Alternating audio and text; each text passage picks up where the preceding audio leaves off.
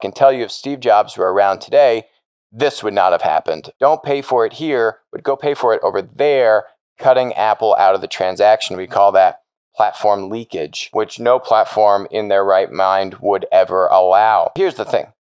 This is a weak move. Apple has now announced that they're going to cut their App Store fees in half for most developers. So it's not going to apply to the large app developers like Spotify, but for smaller developers, it's basically going to partially cut fees up to $1 million a year.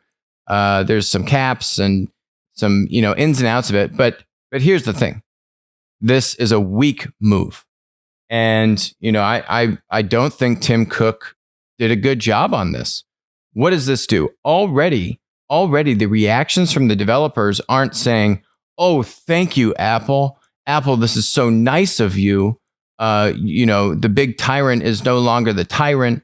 We now are so fond of you, Apple." No one's saying that.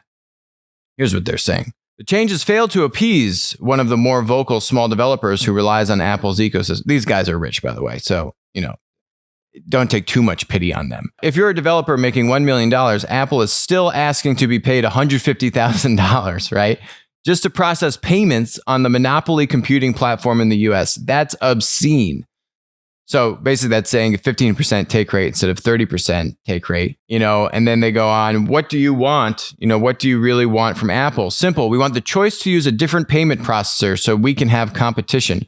Monopoly platform can't mean monopoly payments. It can, actually. Sorry. And the right to tell customers that our software is for sale without linguistic contortions. This means he wants to be able to tell you that when you download his app for free on the App Store, he wants to say, don't pay for it here, but go pay for it over there, cutting Apple out of the transaction. We call that platform leakage, which no platform in their right mind would ever allow.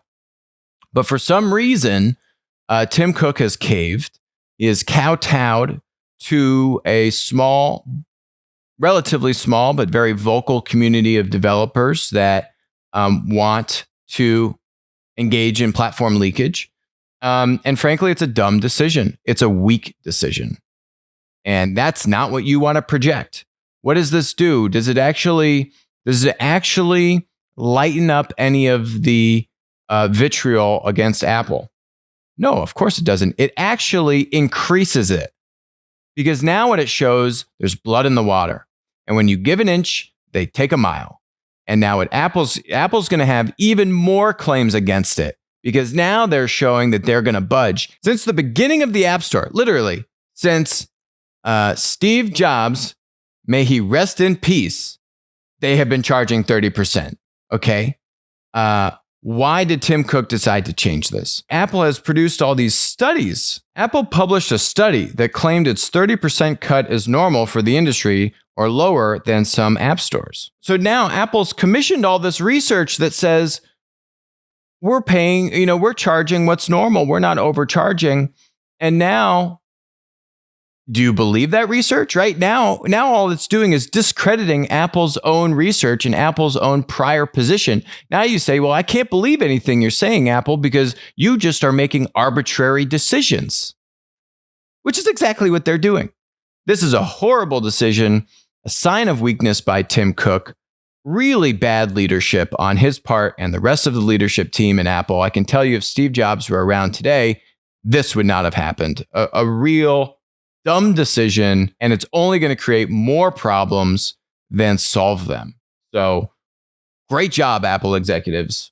Why do you make hundreds of millions of dollars? Because this decision does not justify it. I can tell you that much. Not to mention, you're now just blowing away billions of dollars in revenue, as the analysts here have covered, and will continue to now, hit. This is their highest margin revenue.